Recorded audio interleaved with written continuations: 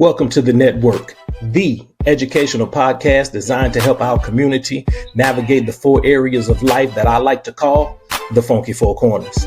I've had the opportunity to interview some of my favorite people with one goal in mind: to help the spiritual, physical, mental, and financial health of our people as we navigate this thing called life. Subscribe to the network. You never know, you might need it.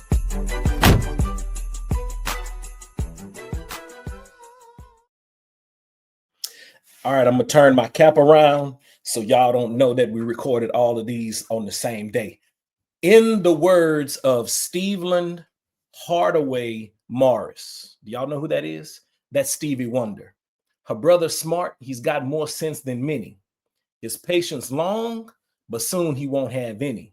To find a job is like a haystack needle, because where he live, they don't use colored people. Living just enough for the city. Listen, this is the network, the educational podcast designed to help our community navigate spiritually, physically, mentally, and financially. I'm your host. My name is Michael Prejean. Today in the Funky Four podcast studios, we have the world-renowned. She doesn't think she's world-renowned, but I'm telling you, she is world-renowned, okay? Let me tell you about this young lady that we have here. She is the African American and Diaspora Studies Department Chair at Xavier University of Louisiana, Dr. Sharlene Sinegal-Decuir, D-E-C-U-I-R. That's how you spell it. We are here to bring you Black history in bite-sized pieces, also known as the funkiest 15 minutes in Black history.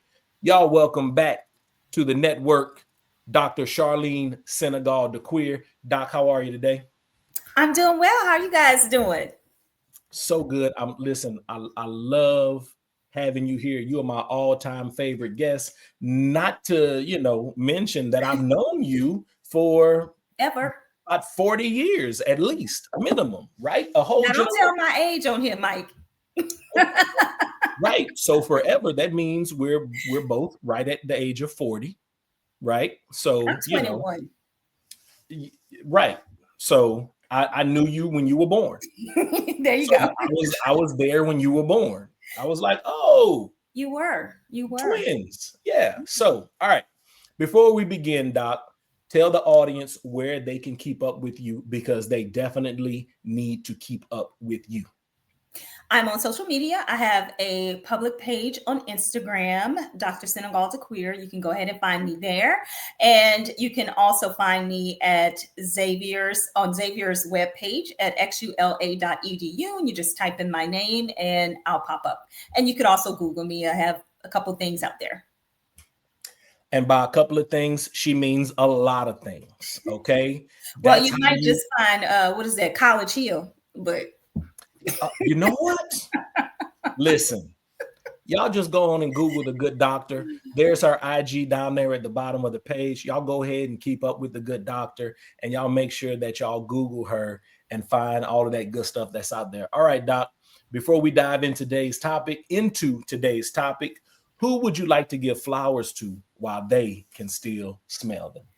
Well, I gave flowers to my mom last episode, so I have to give flowers to my dad, Joseph Gerald Sinegal, and he's an amazing father as well. He was a young dad at 18, him and my mom. And again, when I say he sacrificed and he worked, I never even saw my dad growing up because he was always working to support his family. So I'm just very appreciative of him for doing so, because he could have ran, but he didn't. So I love you, Dad. Thank you. That's good. Listen, I am so, where we come from, we are very blessed. We were very blessed because a lot of people didn't make it out of where we grew up. All right, Dr. Sinegal-Decuir, redlining, how and where do we see its historical impacts? Ready, go. Okay, well, let's what is redlining? First of all, it is a discriminatory practice that started in the 1930s in the United States. And it was basically to deny financial services like home loans to African American people. Now, it ended with in 1968 with the Fair Housing Act, but it has very, very long consequences within the African American community. When I say very, very long, we are talking about housing inequalities that still happens today, right? We have segregated neighborhoods. That's why when you go to certain areas, wherever you are from, you know the black side of town and the white side of town. You know what happens on the black side of town. Usually the garbage pickup is, not to say non-existent, but they might not be on a regular schedule. There are no sidewalks, and all these different things that happen in a quote unquote African American or black neighborhood. But that was done because, like I said, in 1930 you had the homeowners loan corporation, and what they did was they took a city and they looked at the map and they color coded this map. Green if you were in a desirable area, which was usually an area that was mainly Caucasian slash white. Blue if it was still a desirable, a trinkle, few little African Americans in there, but not a lot to make a huge difference, right? Yellow if the area was declining, and then red if it was considered hazardous and an area where you didn't want to move if you were a white person. So you had all of these distinctions. And so now if you're an African American person and you go to a bank to get a home loan and they're looking at this map and they see that you live in that undesirable area, they're not going to give you a loan. Or if they do give you a loan, your loan is going to be higher in terms of interest rates than a person who lives in a green or desirable area. And that was done, of course, it is all about keeping African American people in a certain part in the city, right? It is complete racism. It caused wealth disparities because a lot of times when you had African American people who were able to purchase their homes in those undesirable or hazardous areas, their home value was not valued at a lot of money. So for instance, you go into a black neighborhood and you purchase a house for $60,000, let's say, right? Then you go in and you try to get money to do a home improvement loan. Well, they're not going to give you money for that home improvement loan. And so now you have many neighbors who are just like that. And so the area becomes dilapidated and run down because you don't have the money to do those types of necessary repairs to your house. And what that in turn leads to is less wealth and generational wealth for African American people. Because if you think about it, home ownership and property is one of the major ways in which you can leave generational wealth or something for your kids. So now your home is not valued at pretty much anything. The neighborhood has gone down because no one can afford to do the repairs on their houses. And now you have vacant lots. You have dilapidated homes. You have a very, very low income, and you have lots of crime in that area. And that was done for a specific reason. That was all a part of, again, racism and just trying to keep African American people at a level that made them dependent on the cities, right? Dependent on welfare systems and so on, and dependent on, again, just government, right? And if you're a dependent class and you can't, fend for yourself in a certain way, then you pretty much are just left destitute, right? You have to just kind of take whatever there is. And that is what was going on in terms of this redlining. And then you have educational gaps. All of this is like a snowball effect. Because again, if you look at property taxes are based on how much your house is worth. Where now you're in a black neighborhood and everybody's house is valued at $60,000. You're getting property taxes off of those funds. Those funds then go to the schools, right? They go to finance and fund schools within your neighborhood. Well, now you don't have the funds to finance those schools that are in your neighborhood. So what starts to happen? The school starts to decline, which means African American kids are no longer being educated the way that they should be. It means that African American kids are falling through the cracks, right? It means increase in prison to pipeline. What is it? The school to prison pipeline. It means all of these different adverse things for African American people. And then, of course, there's also the aspect of policing.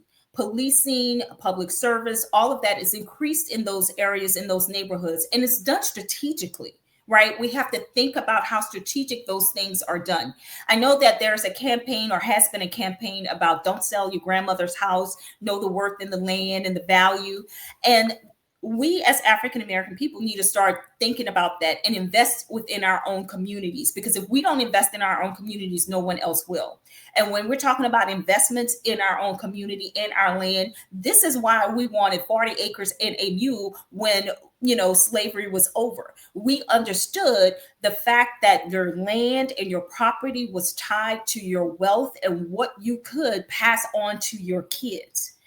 And if we go back to those ideas and think about those things and learn that even though they are valuing our property at 60,000 or less, or whatever the case may be, it's not just so much about the property value, but it's also about the value of the community. And we need to realize that the value of the community may be more than the property value, the monetary property value that they are giving us.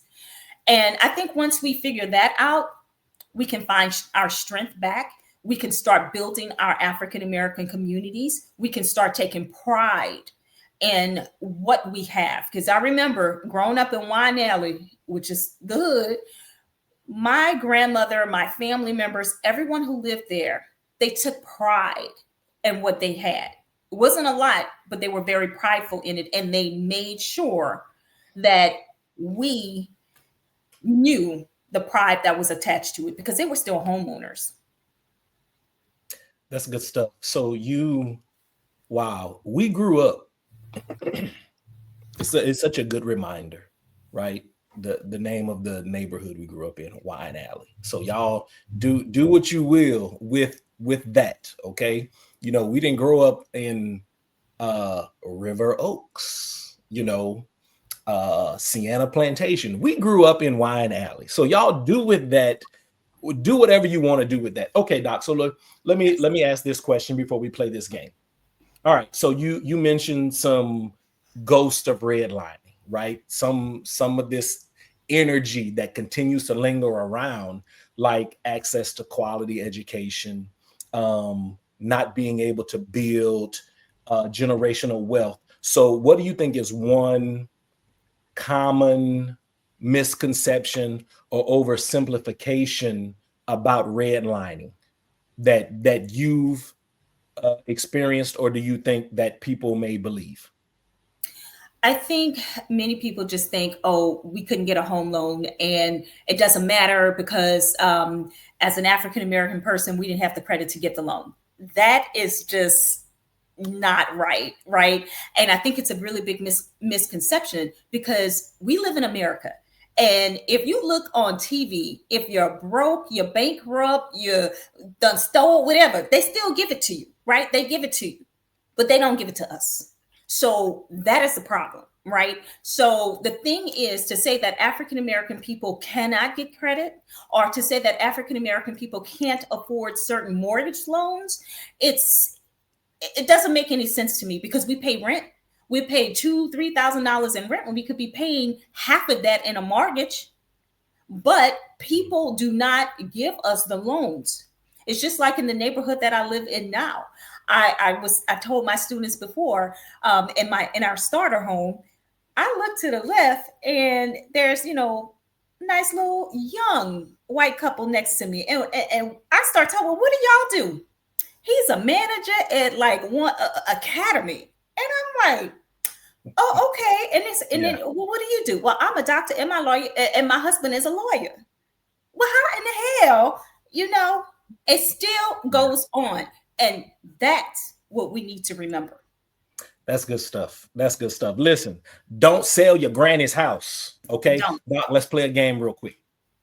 All right. Agree or disagree? Modern urban planning can effectively remedy historical redlining. Agree or disagree?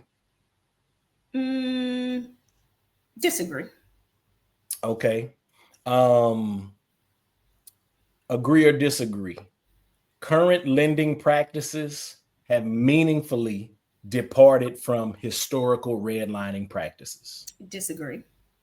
Okay. Either or reparations or targeted community reinvestment as a repair mechanism. Targeted community reinvestments. Don't give Okay. us $5,000. We're gonna go buy some Jordans. Invest in our communities. There it is. Okay. So now, last one. Which one of these do you think embodied the community spirit in the face of redlining? So, what do you think we were doing? Do you think we were having conversations on the stoop or having the Friday night fish fry? Conversations on the stoop. Okay. All right, Doc. Before we get out of here, let's give our watchers and listeners some good medicine from the good doctor. What are you prescribing tonight? Oh, okay. I would say good medicine would be take care of your finances and understand why the bank will give you a loan for a car that you could crash, but not a house. Think about that. Ooh, listen, and don't sell your granny's house. And don't My sell name your is Michael Prejean. I am the host of the network podcast for Dr. Sharlene Sinegal-Decuir. This has been the funkiest 15 minutes in Black history, better known as Dr. Sinegal-Decuir's History Quarter. Until next time, y'all make love the culture. We're out of here.